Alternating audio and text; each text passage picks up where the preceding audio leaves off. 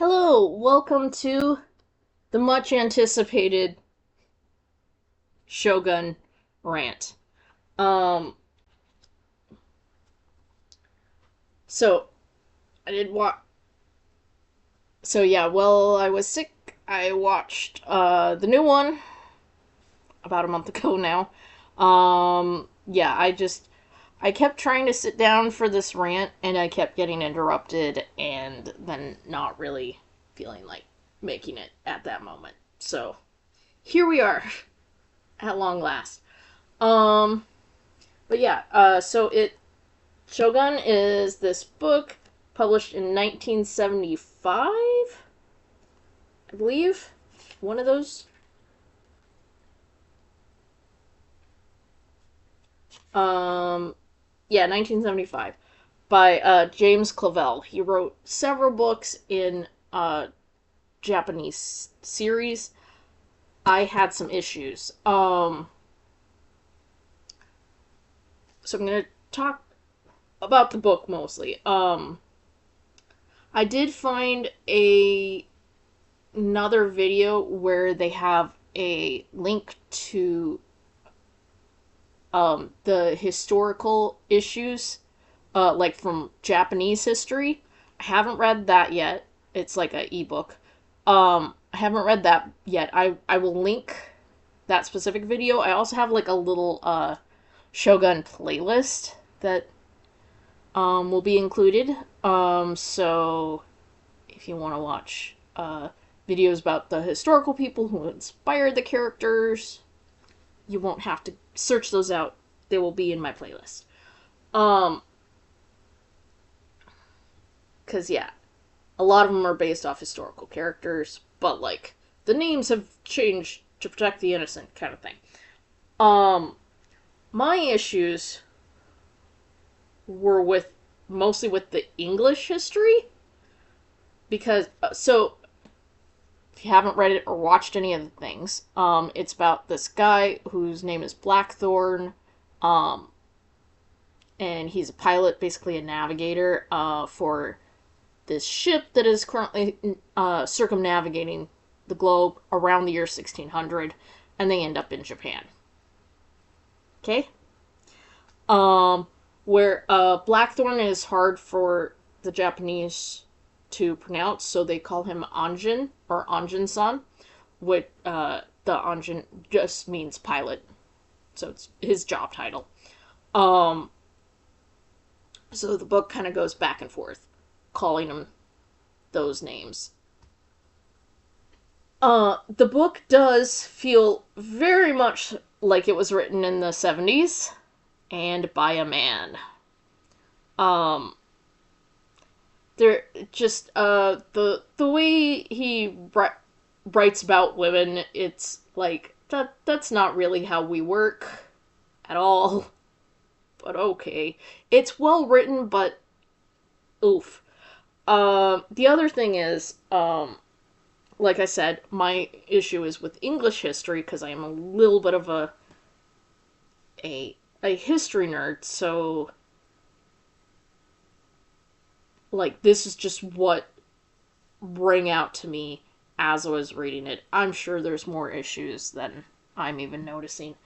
Um, and I know they didn't have internet back then, but I still feel like some of this could have been easily researched, like with a encyclopedia of the time.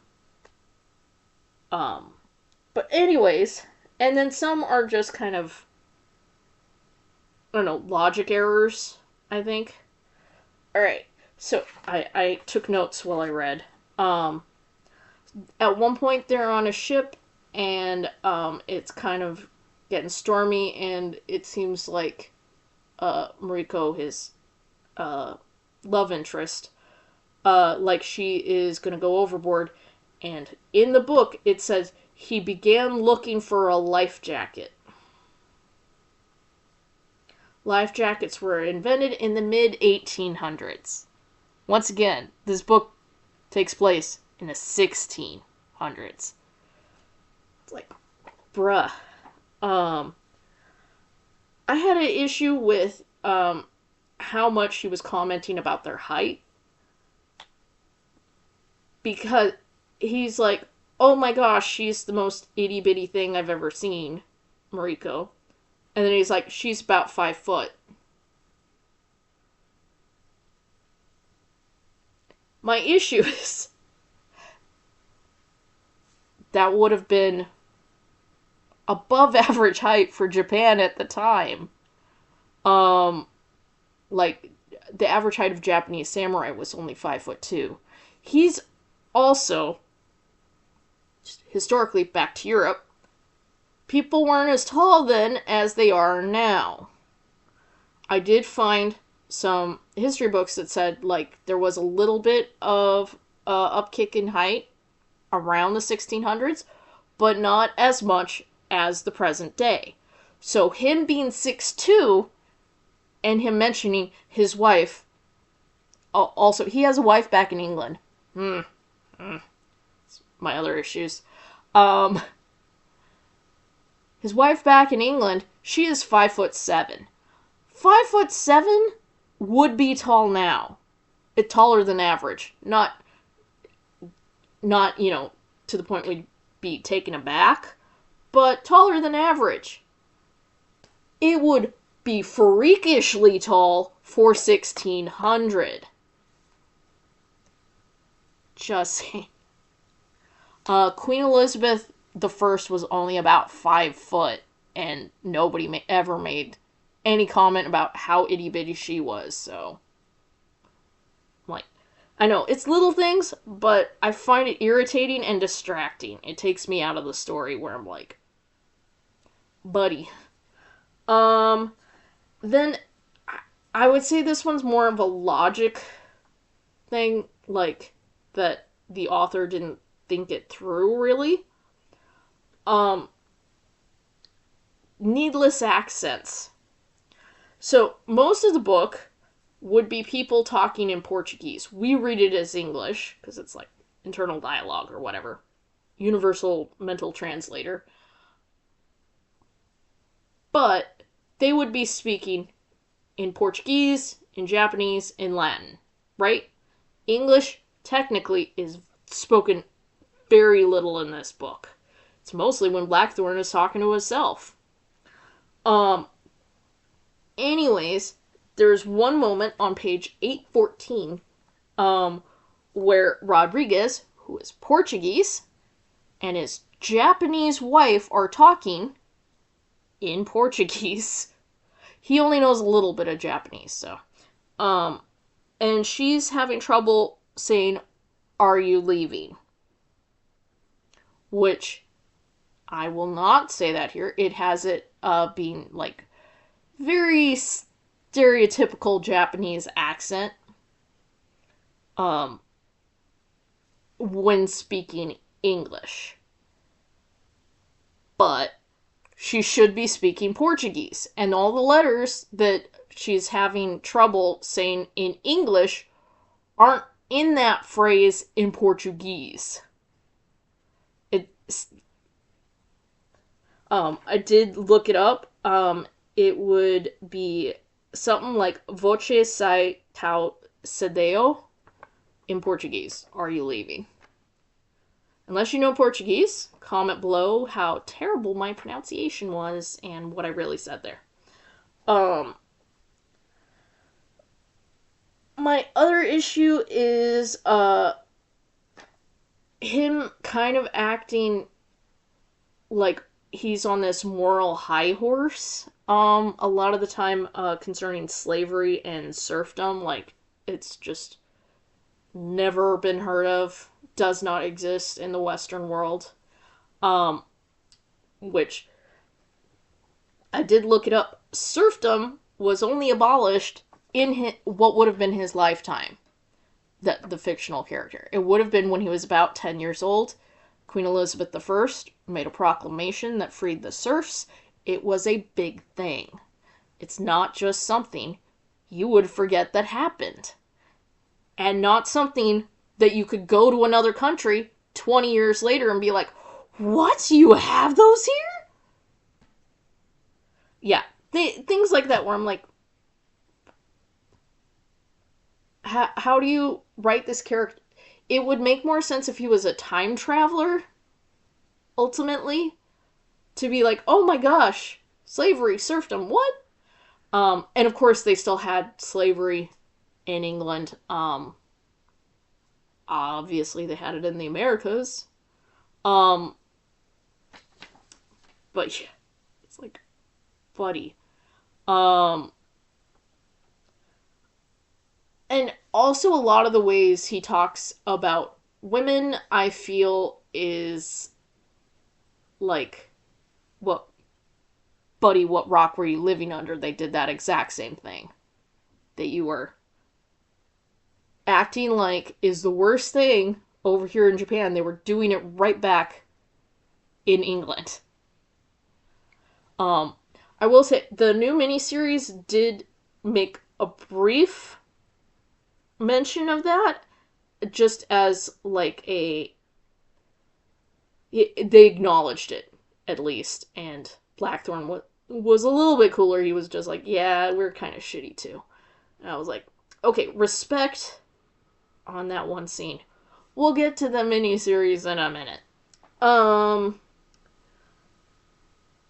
On page 836, yeah, some of these are general, some of these are specific.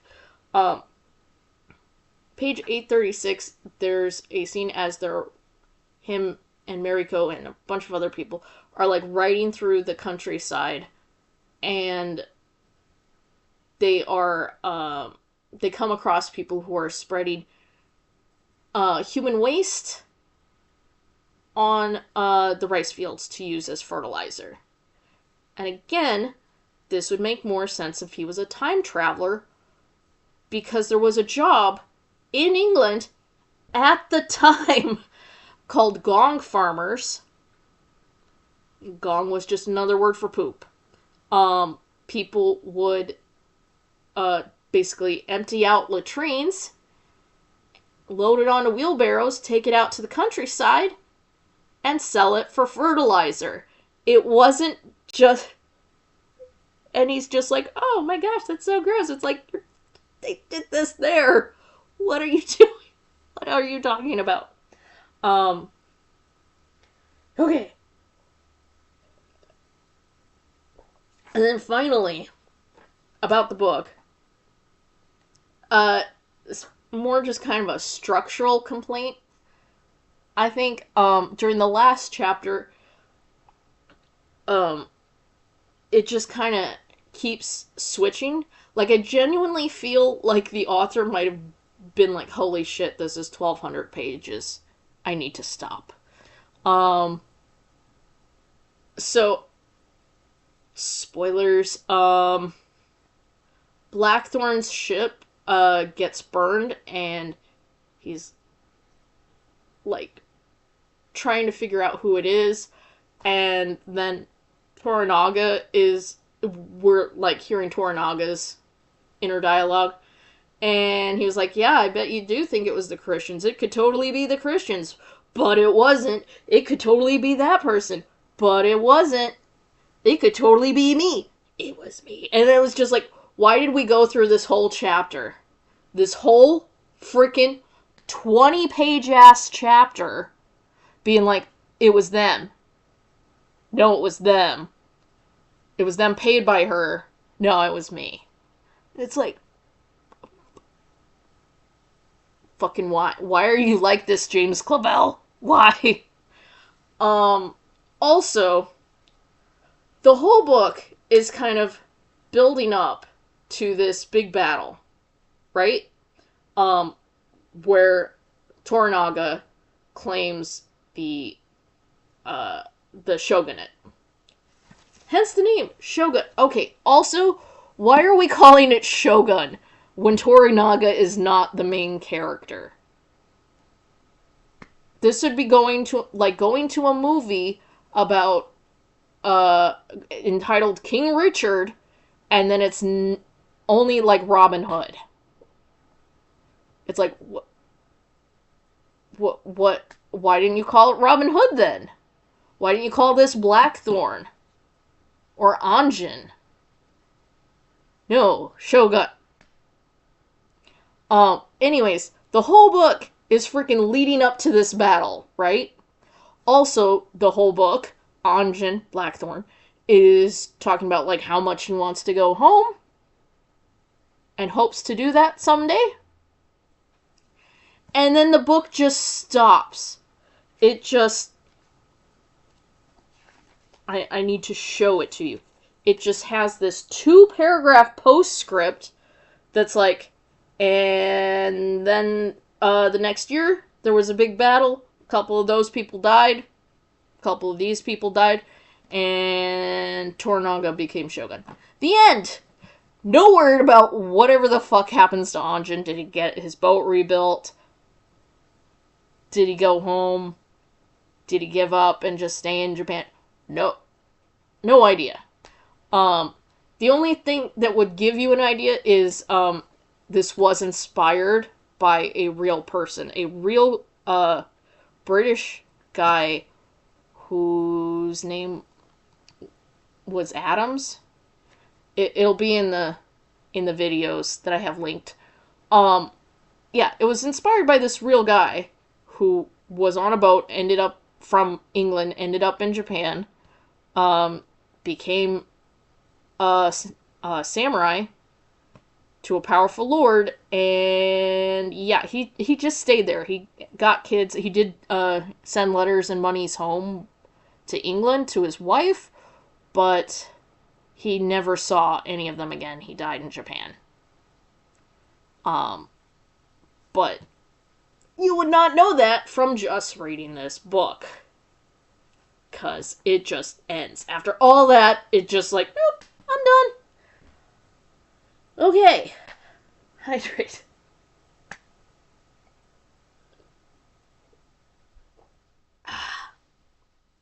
But yeah, the last, like, I'd say quarter of the book, I found an absolute slog to get through. Oh yeah, there's another thing where, there's a girl being like, oh, Anjin, you can't let anyone know that, we're having dalliances, we'll be put to death. And then she's like, whenever anyone's around, and it's like, girl, you're the one giving away all the red flags. Ugh. Anyways. To the miniseries. So, I do have this miniseries, the old one from 1980 with Richard Chamberlain. I prefer this one to the new one. One of the reasons is, okay, in this one, all the Japanese people talk Japanese. There's no subtitles, there's nothing. So, like, as he rolls up, only speaking English, you as the viewer are like, I don't know what else anyone else is saying, just like Blackthorn. It very much puts you in the same headspace as him, you know, stranger in a strange land. And, like, I think that's better than, the new miniseries kind of in the same subject. They have subtitles the whole time, but also you never get a real sense that he's learning the language. There's, like, a couple scenes where he's talking to Mariko in one episode, and then later, but, like, 4 episodes later, he's like, oh yeah, da-da-da-da, and it's like, there was no in-between, whereas, like, this was very good at showing, like, oh, he has a notebook, he got a dictionary, like, he's going through this. Also, there's a part where, Toranaga basically says that he needs to learn Japanese, and is basically like, if he don't learn Japanese in 6 months, we'll execute this whole town. Right? In this one. And in the book. And then in the new one, they're just like, nah, let's not have him say that. We'll just have the mildly we'll have them threaten the village for other things later on, like in the very last episode. And it's just like, this doesn't make sense. Like, structurally, the new one doesn't make sense. Not as much sense as this. Obviously, not as much sense as the book. Oh, another thing was him having the relationship with Mariko. Very similarly, it's a couple words with her in, like, episode 3, and then nothing till the last episode, and then you're supposed to believe, or second to last episode. It's been like a month since I watched them now. But yeah, there's like 5 episodes or so in between them having any words with each other, and oh yes, we're soulmates. I would die for you, and it's like, what? They had so little screen chemistry, like. Also, they jumbled up things, if you couldn't tell, from the book, where it was like shit that happened in chapter 40. But by the way, this has 60 chapters, to give that more of a frame of reference. They would have shit from chapter 40 happening in episode 1. They changed a bunch of characters' motivations, backstories. They have this one girl who's just a regular girl who just happened to got knocked up by the previous ruler guy, who's just a regular girl. You wouldn't know that from the new miniseries. The new miniseries has her growing up with Mariko, basically being like a princess, and it's like, that's not in the book. Where the hell did you get this? Also, my other issue, just reading online, the new miniseries, it covers the exact same amount of time. Like, it ends with the boat and everything. And now they've greenlit a second season, and it's like, there is no second season. Unless you're going to make a second season that's closer to the book, which I doubt. What was the other issue I had? Oh. So many spoilers. There's one character who dies in the book and in the original miniseries. Not trying to give away frickin' everything. And you care very much about this character. You've seen them most of the book and the miniseries, so you're invested. And when they die, there's the funeral, and it's very heartfelt. And, like, they explain some of the things at the funeral, like, oh, this represents that for the afterlife and what have you, right? So you go to watch the new miniseries, and the big funeral is for somebody else. It's for Toranaga's dipshit kid, who doesn't even feature in the book. Like, he has a bunch of kids, and they're acting like, oh, this kid is super important. Like he didn't already have an older one who's contracted syphilis or something. And, like, this ain't even the most important kid in his life. It's just the oldest one right now that's not disease-ridden. It's like, why did this character get the emphasis on his funeral instead of the one that had the big deal in the book in the original miniseries? My other issue is for the new miniseries. So, for these ones, especially the book, they were very much like an introduction to Japanese culture. Well, putting aside how much it got wrong. For that ebook that they mentioned. Like, for, like, boomers and older people, like, what did they know about the Japanese that, aside from World War II? So this was, like, a real thing where they got, like, into the culture, and they were like, oh, this is why they do stuff that way, and that's what that means. And the book, it almost reminded me of like reading a science fiction book sometimes when you're on an alien planet and they're like, oh, and then these people were drinking from this cup because it reminds them of the primordial seashell. I don't know. Stuff like that. He was very good about going into in the book. And being like, oh, and they're trading for silk because it's so dang humid. The new miniseries doesn't do any of that. It's not. I realize more modern day sensibilities. We are more of a worldly society. We know, for the most part, more about other cultures than people would have in 1975 and 1980. But, like, some of the stuff that general audiences don't know, like, oh, we need that gate at the funeral because her soul will go through it. You still wouldn't know from this new miniseries. Like, I don't know.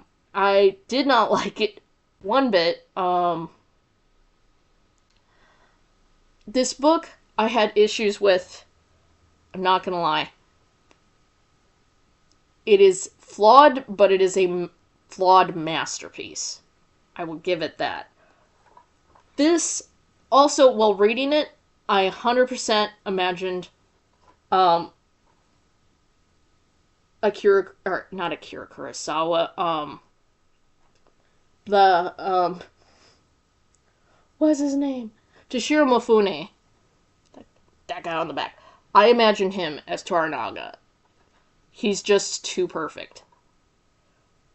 Oh, back to the new miniseries. I had other issues. It also seems to be, the new miniseries seems to be, more like Victorian in its sensibilities of women. Like, it's very much like, oh, they can only do this or that. And that wasn't even the case in the book in 1975. One of my issues was it basically implied that this Toranaga guy came up with the idea of geishas. And, geishas being separated from... Well, actually, it was somebody else gave him the idea, but... Anyways, geishas were a separate job title from prostitute. The new miniseries has no distinction. Doesn't show her masterfully playing any musical instruments, being a great entertainer, anything like that. She's a prostitute. She is shown sleeping with, like, several different guys in different positions, and I'm like, cool, you undermine that whole character. Great. And the society, because, like, geishas became important later, and it is, I think, it was very much just the sensationalized geishas are prostitutes BS trope. But yeah, that's my take on all things Shogun. I do recommend this old one. Oh, and as far as my issues with the book, both the miniseries did gloss over them, so they're not in the miniseries. But yeah, I suggest the old 80s one. It's not as glitzy because they didn't have CGI to make the fake towns. They really built the stuff. They filmed it in Japan. Japanese craftsmen made all the sets, made all the boats. They look awesome, especially for the time. Whereas the new one, the interiors look good, but every single exterior is CGI, and it was all filmed in British Columbia. What more do you need to know? Anyways, that's it, I swear. No more, and one more thing. Thank you for making it through this slog of a rant. I appreciate you. Like, comment, subscribe. And thank you if you were waiting on this for your patience. Um, but yeah. Um, on the whole, again, I would give the book B plus. I would recommend reading it, but just with uh, a critical eye. Like again, I had those issues, but I'm sure someone who's less of a history nerd would have those issues. But yeah, B plus, B plus. New miniseries. I'd say D minus. I did not care for it. Okay, that's it. Thank you again. Like, comment, subscribe, and I will talk at you later. Sayonara.